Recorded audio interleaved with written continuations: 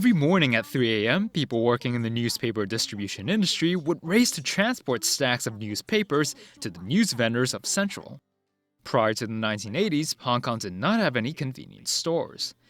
In order to purchase newspapers, most people would instantly think of these street vendors.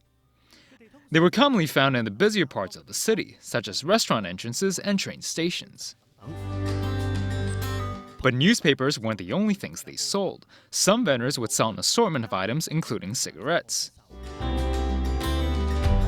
In the early 20th century, around 1910, a small stall next to Central's Blade Pier began selling miscellaneous goods as well as cheap newspapers as it neighbored a newspaper publisher, thus becoming the city's very first newspaper street vendor.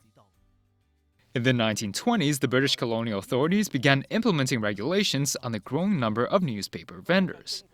Local heritage expert Chang Po-hung recalled how the British used to classify the newspaper vendors in the same category as other street vendors between 1927 and 1935.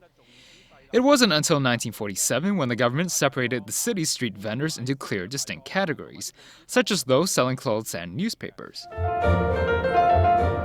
Since many families did not own a radio or television back in the day, a lot of people got the latest information mainly through newspapers. At the height of the Hong Kong newspaper industry, newspaper vendors could be found anywhere in the city. Evening newspapers were particularly popular, with over 20 options being available. In the 1970s, the number of newspaper vendors went into sharp decline, as the government paid many of the vendors in cash to remove their stalls. The closure of many Chinese tea houses hastened the end of the golden age of newspaper vendors. As Hong Kong developed into a skyscraper-filled metropolis, over the years and streets became more crowded, there was less and less space for newspaper vendors across the city. In the 1950s and 60s, there were over 2,000 stalls like this around Hong Kong. But today there are fewer than 500. Mr. Ma has been running his newspaper stall for over 40 years, witnessing the rise and fall of his line of work. He said that most people would come to his store to buy newspapers at 6 in the morning.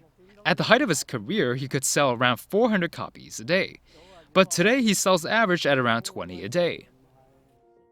Mr. Ma noted the popularity of mobile phones and the internet has played a major role in shifting the public's practice of reading news from print to digital. He added that his main source of income now comes from selling bottled water and cigarettes. As times have changed, the era of newspaper vendors have also become a relic of the city's past.